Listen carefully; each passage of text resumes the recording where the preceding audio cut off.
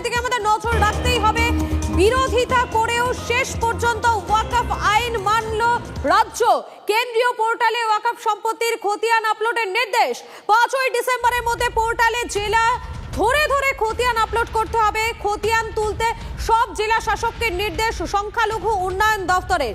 ওয়াকফ সংশোধনী বিল পাশের পর বাংলায় প্রতিবাদে নামে তৃণমূল। আইন কার্যকর হতে দেবেন না হুঁশিয়ারি দেন খোদ মুখ্যমন্ত্রী। তবে আইনের বিরোধিতায় রাজ্য সরকার এবং আদালতেও যায়। বিরোধিতা করেও শেষ পর্যন্ত ওয়াকফ আইন মানল রাজ্য। কেন্দ্রীয় পোর্টালে ওয়াকফ সম্পত্তির খতিয়ান আপলোডের নির্দেশ।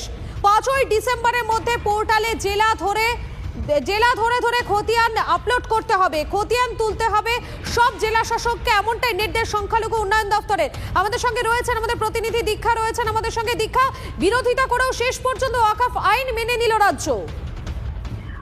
একেবারেই তাই। দেখো, কেন্দ্রের নতুন ওয়াকফ যে আইন 2025 সালে অ্যামেন্ড হয়েছিল, সেটাকে রাজ্য সরকারকে রীতিমতন বাধ্য হয়ে মেনে নিতে হলো এক প্রকারে, আমরা বলতে পারি।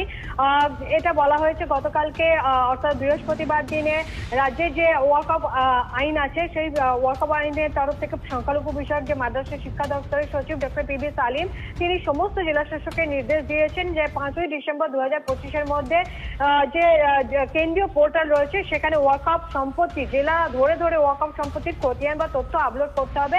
আমরা জানি যে ওয়াকফ আইনে কিন্তু মমতা বন্দ্যোপাধ্যায় খোদ নিজে কিন্তু এর বিরোধিতা করেছিলেন, কিন্তু অবশেষে শেষমেশ কেন্দ্রের এই আইন মেনে নিতে বাধ্য হলো এক প্রকার রাজ্য সরকার এবং সমস্ত জেলা শাসককে 5ই ডিসেম্বরের মধ্যে জেলা স্তর ধরে ধরে সমস্ত ওয়াকফ সম্পত্তির খতিয়ান বা তথ্য কেন্দ্রীয় পোর্টালে আপলোড করার নির্দেশ দেওয়া হয়েছে। ধন্যবাদ দীক্ষা।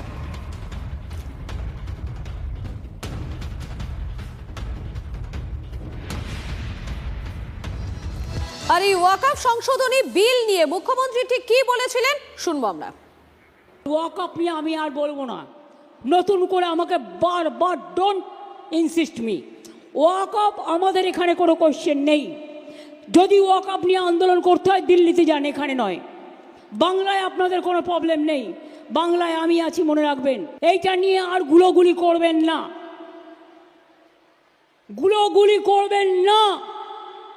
যদি করেন সবচেয়ে বড় শত্রু আমি হব।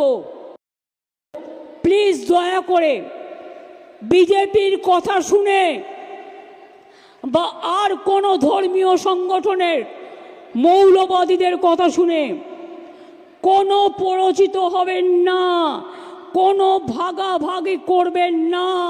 আপনাদের শোনালাম মুখ্যমন্ত্রী ঠিক কি বলেছিলেন, সেই বক্তব্য আপনাদেরকে শোনালাম। তবে বিরোধিতা করেও শেষ পর্যন্ত ওয়াকফ আইন মেনে নিল রাজ্য।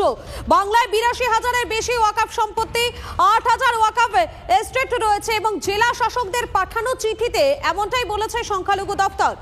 শুধু অবিতর্কিত সম্পত্তির তথ্য আপলোড করার নির্দেশ দেওয়া হয়েছে। দেশ জুড়ে ওয়াকফ সম্পত্তির আপলোডের সময়সীমার শেষ দিন হচ্ছে 5ই ডিসেম্বর। আমরা দেখেছি এর আগে মুখ্যমন্ত্রী মমতা বন্দ্যোপাধ্যায় তিনি বিরোধিতা করেছিলেন, কিন্তু সেই বিরোধিতা করেও শেষ পর্যন্ত ওয়াকফ আইন মেনে নিল রাজ্য। বাংলায় 82,000-এর বেশি ওয়াকফ সম্পত্তি, 8,000 ওয়াকফ এস্টেট রয়েছে। জেলা শাসকদের পাঠানো চিঠিতে এমনটাই জানিয়েছে সংখ্যালঘু দপ্তর। শুধু অবিতর্কিত সম্পত্তির তথ্য আপলোড করার নির্দেশ দেওয়া হয়েছে।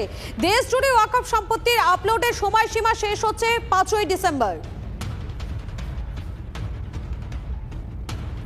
আরো একবার জানাবো আপনাদেরকে, মমতা বন্দ্যোপাধ্যায় তিনি এর আগেও একাধিক